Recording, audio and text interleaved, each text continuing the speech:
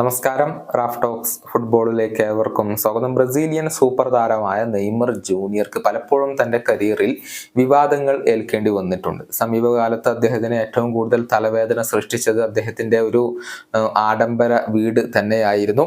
അതായത് Rio de ജനീറോയിലാണ് ഈ ഒരു ആഡംബര വീടുള്ളത്. ആ വീടിനോട് അനുബന്ധിച്ച് നെയ്മർ ജൂനിയർ ഒരു കൃത്രിമ തടാകം നിർമ്മിച്ചിരുന്നു. എന്നാൽ ഇത് അനധികൃതമാണെന്നും പരിസ്ഥിതിക്ക് ദോഷം ചെയ്യുന്നതാണ് എന്നും ആരോപിക്കപ്പെട്ടുകൊണ്ട് നെയ്മർ ജൂനിയർക്കെതിരെ കേസ് വരികയായിരുന്നു. വലിയ ഒരു തുക പിഴയായി കൊണ്ട് നെയ്മർക്ക് ചുമത്തുകയും ചെയ്തിരുന്നു.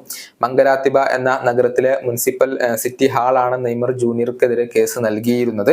എന്നാൽ ഈ കേസിൽ ഇപ്പോൾ വിജയം സ്വന്തമാക്കാൻ നെയ്മർ ജൂനിയർക്ക് കഴിഞ്ഞിട്ടുണ്ട്. കോടതി വിധി താരത്തിന് അനുകൂലമാവുകയായിരുന്നു.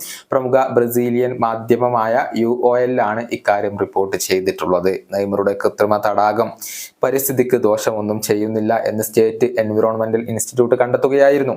തടാകം നിർമ്മിക്കാൻ വേണ്ടി നെയ്മർ ജൂനിയർ മരങ്ങൾ ഒന്നും നശിപ്പിച്ചിട്ടില്ലെന്നും ഇവർ കണ്ടെത്തി.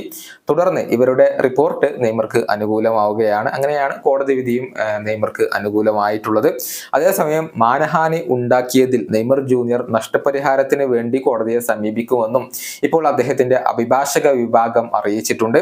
നിലവിൽ നെയ്മർ ജൂനിയർ സൗദി അറേബ്യയിലാണ് ഉള്ളത്. എത്രയും പെട്ടെന്ന് കളിക്കളത്തിലേക്ക് മടങ്ങിയെത്താൻ വേണ്ടിയുള്ള കഠിന പരിശ്രമങ്ങളിലാണ് നെയ്മർ ഇപ്പോൾ ഉള്ളത്.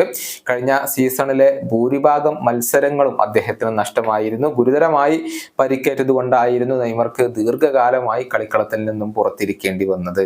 ഈ വീഡിയോ അവസാനിപ്പിക്കുന്നു. കാണാം.